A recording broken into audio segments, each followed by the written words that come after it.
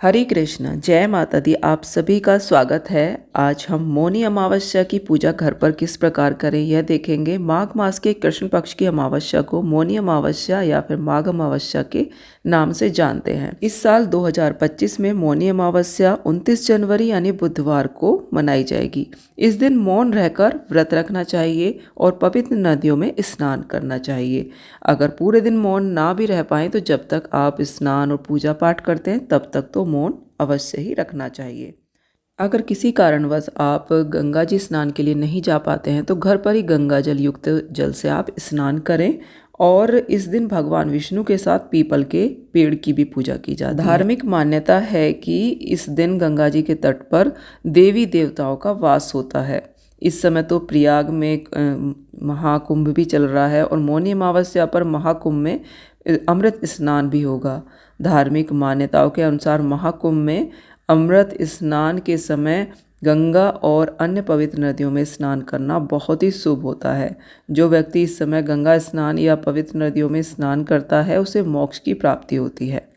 महाकुंभ के दौरान अमृत स्नान करने से सभी प्रकार के पापों से मुक्ति मिलती है और घर में सुख समृद्धि का वास होता है। इस दिन पितरों की पूजा विशेष रूप से की जाती है। अगर पितृ दोष हमारी कुंडली में है तो इस दिन अगर अच्छे से पूजा की जाए तो समाप्त हो जाता है। यह पितृ प्रधान दिन माना जाता है, तो इस दिन आप घर पर भी बहुत ही अच्छे से पूजा कर सकते हैं अगर आप गंगा नदी के तट पर नहीं जा पाते हैं तो। और दीपदान भी बहुत ही आराम से आप घर पर ही कर सकते हैं। तो घर पर रहते हुए किस तरह पूजा करनी है चलिए देखते हैं। सबसे पहले एक चौकी पर हम पीला कपड़ा बिछा लेंगे और थोड़े से फूलों और अक्षत से आसन देंगे और कोई भी आपके पास भगवान विष्णु की प्रतिमा या मूर्ति हो तो वहाँ पर हम विराजमान कर लेंगे। अगर आपके पास लड्डू गोपाल जी हैं या फिर पीतल की आपके पास विष्णु जी की प्रतिमा है तो उनको आप पहले जल से स्नान कराएं। उसके बाद आप कच्चे दूध से भगवान को स्नान कराएं। इस दिन दूध से स्नान कराने से पितृ प्रसन्न होते हैं, तो दूध से स्नान कराने के बाद आप गंगा जल से स्नान कराएं और अच्छे से अंग पोषण करके भगवान को साफ सुंदर वस्त्र धारण कराएं। तो इस तरह से आप लड्डू गोपाल जी की भी पूजा कर सकते हैं इस दिन। और चरणामृत जो भी भगवान का नहाने के बाद बचता है उसको आप पूरे घर में छिड़क दीजिए। इसके बाद देखिए हम थोड़े से फूल अक्षत से आसन देंगे और एक लोटे में जल और उसमें थोड़ा सा गंगा जल डाल के रख लेंगे। उसके बाद गंगा जल का एक और लोटा हम लेंगे, उससे हम भगवान विष्णु की प्रतिमा पर इस तरह से गंगा जल छिड़केंगे और भगवान को भाव रूप से हम स्नान करा देंगे। लड्डू गोपाल जी को भी हम यहीं पर विराजमान कर लेंगे। उनको हमने स्नान करा दिया है, वस्त्र भी धारण करा दिए हैं। इसके बाद हम भगवान विष्णु को हम वस्त्र रूपी कलावा समर्पित करेंगे और इसके बाद हम जनेऊ समर्पित करेंगे। अगर जनेऊ नहीं है आपके पास तो इस तरह से कलावे को 7 बार लपेट लीजिए हाथ पर और उसके बाद जनेऊ के रूप में भगवान को समर्पित कर दीजिए। तो देखिए इस तरह से हम भगवान को समर्पित कर देंगे। इसके बाद हम पीले चंदन से भगवान को तिलक लगाएंगे। सभी को लगा देंगे, लड्डू गोपाल जी को, माता को और लोटे को भी हम तिलक कर देंगे। इसके बाद थोड़े से फूलों से आसन देंगे और दीप प्रज्वलित करेंगे। आप तिल के तेल का भी दीपक जला सकते हैं या फिर घी का भी। इसके बाद हम रोली से तिलक कर देंगे, माता को तिलक करेंगे, भगवान विष्णु को और दीपक को भी हम तिलक कर देंगे और जल का जो हमने लोटा लिया है उसको भी हम रोली से तिलक कर देंगे। इसके बाद हम पीले फूल चढ़ा देंगे। माता लक्ष्मी को हम लाल फूल समर्पित करेंगे। तो फूल चढ़ाएं आप भगवान को तो पीले रंग के चढ़ाएं, बहुत ही ज़्यादा भगवान को पीला रंग प्रिय है। इसके बाद हम थोड़े से तिल भी भगवान पर समर्पित कर देंगे। माघ का महीना चल रहा है और इस महीने में तिल का विशेष उपयोग किया जाता है। इस दिन खीर विशेष रूप से बनाई जाती है, तो खीर का एक भोग देखिए भगवान को समर्पित कर देंगे। इसमें हम तुलसी पत्र डाल देंगे जो हम भगवान विष्णु जी को चढ़ा रहे हैं और थोड़ी सी तुलसी हम भगवान को भी समर्पित कर देंगे। और एक जगह भोग और रखेंगे हम पितरों के नाम से, हम खीर अलग से रखेंगे, उसमें हम तुलसी दल नहीं डालेंगे। घर में अगर कोई बड़ा है तो आप बड़ों के हाथ से ही पूजा कराएं। अगर वो नहीं कर पाते हैं तो आप कर सकते हैं। और इस दिन जो पूजा आप करें तो वो मौन रहकर ही करें, बोले ना, क्योंकि ये मौनी अमावस्या है। जितना आप मौन रह पाएँ उतना अच्छा है। और देखिए हमने अपने हवन कुंड को अच्छे से तिलक कर लिया है, धूप भी लगा दी है और अब हम हवन करेंगे। तो पितरों के नाम से हम आहुति देंगे। पितरों के नाम से 5 या 7 बार हम आहुति दे देंगे। इसके बाद जो भी हमने भोग प्रसाद बनाया उसको हम समर्पित करेंगे। 5 बार हम उससे भी आहुति दे देंगे। पितरों को खीर का भोग लगाएं। खीर का भोग इस दिन विशेष रूप से बनाया जाता है।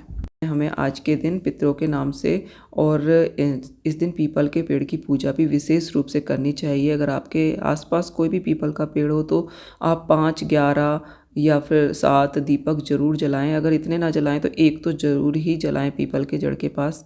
पितृदोष बिल्कुल समाप्त हो जाता है आज के दिन अगर पीपल के समक्ष हम दीप दान करें तो। भगवान को जल समर्पित कर देंगे। और देखिए हम जो दीपक हमने यहाँ पर रखा था उसी से मैं आरती कर लूँगी। आप चाहें तो कपूर से भी आरती कर सकते हैं।